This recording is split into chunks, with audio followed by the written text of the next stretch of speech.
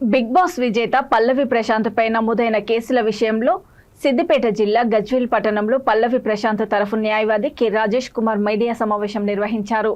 K Rajesh Kumar మాట్లాడుతూ పల్లవి ప్రశాంత్ పై నమోదైన కేసులో అతనికి సంబంధం లేదని తెలిపారు. పోలీస్ యాక్ట్ ఉందని సుమారు 100 రోజులుగా బిగ్ బాస్ హౌస్ లో ఉన్నందున బయట ప్రపంచం తనకు తెలియలేదని వెల్లడించారు. పోలీస్ అధికారులు పల్లవి ప్రశాంత్ కేసు వివరాలను ఆన్లైన్లో నమోదు చేస్తే మేము న్యాయపరంగా ముందుకు వెళ్తామని అన్నారు.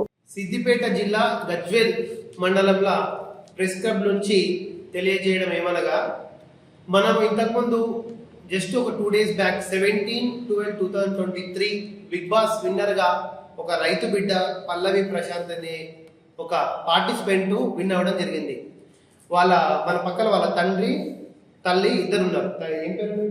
నా పేరు గొడుగు సత్యనారాయణ, కేర్ ఆఫ్ గజ్వేల్. మీ పేరమ్మ? విజయమ్మ. వీళ్ళిద్దరూ పల్లవి ప్రశాంత్ యొక్క తండ్రి తల్లి. Pallavi Prashanth big boss title win అయ్యి 4 కోట్లు తెలంగాణ ప్రజలకి, 10 కోట్ల తెలుగు ప్రజలకి ఆనందం వ్యక్తం చేస్తున్నా కన్నా తల్లిదండ్రులకు మాత్రము ఏమాత్రం సుఖం లేకుండా పోయింది. యాక్చువల్గా ఒక చిన్న పొరపాటు ఇంకేదైనా పోలీస్ వాళ్ళు హైదరాబాద్ సిటీ పోలీస్ వాళ్ళు పల్లవి ప్రశాంత్ని అంటే ఒకవేళ టైటిల్ విన్ అయ్యాక ర్యాలీ పర్మిషన్ లేదు అని బయట అనౌన్స్ చేశారు, కరెక్టే. కానీ ఈ విషయం పల్లవి ప్రశాంత్ దగ్గరికి పోయిందా లేదా? ఎందుకంటే పల్లవి ప్రశాంత్ అనే ఒక వ్యక్తి దాదాపు 100 రోజుల నుంచి without mobiles, without communication, without any communication Bigg Boss house లోపల ఉన్నాడు.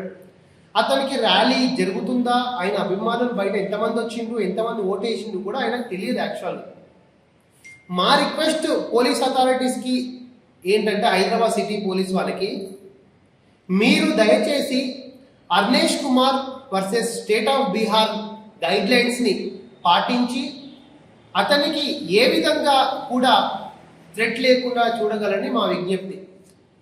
ఇప్పుడు మామూలుగా మనం యూట్యూబ్ ఛానల్లో ప్లస్ మీడియాలో కథనాల్లో ప్లస్ పేరెంట్స్ కూడా భయపడుతున్నారు. అతను పల్లవి ప్రశాంత్ అనే వ్యక్తి ఇప్పుడు కనిపిస్తే అరెస్ట్ చేస్తారు అని భయపడుతుంది. యాక్చువల్గా ఇదంతా వాస్తవం. వాళ్ళమ్మ కన్నీళ్ళు కూడా పెట్టుకుంటుంది. యాక్చువల్గా చూస్తూనే ఉన్నారు. ఇది అంతా దీనికి ఇంకొకటి, ఇలాంటి సిచ్యువేషన్కి కూడా ఆన్సరబుల్ చెప్పాల్సిన బాధ్యత కూడా హైదరాబాద్ పోలీస్కి ఉంది. అమ్మ నువ్వు ఏడవకు, నేను చూసుకుంటా, ఓకేనా? నువ్వు ఏడవకు అమ్మ, నువ్వు ఏడవకు,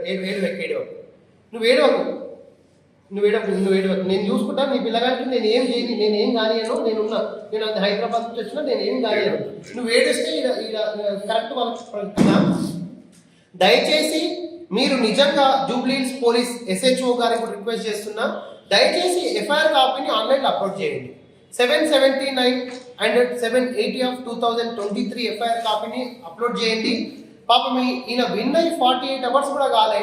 వీళ్ళ తల్లిదండ్రికి ఇప్పటికీ క్షోభ అనుభవిస్తూనే ఉన్నారు. మార్నింగ్ నుంచి ఎప్పుడైతే మీడియా కథనాల్లో క్రిమినల్ కేసు రిజిస్టర్ అయింది, ఒక యూట్యూబ్ ఛానల్ ఏమో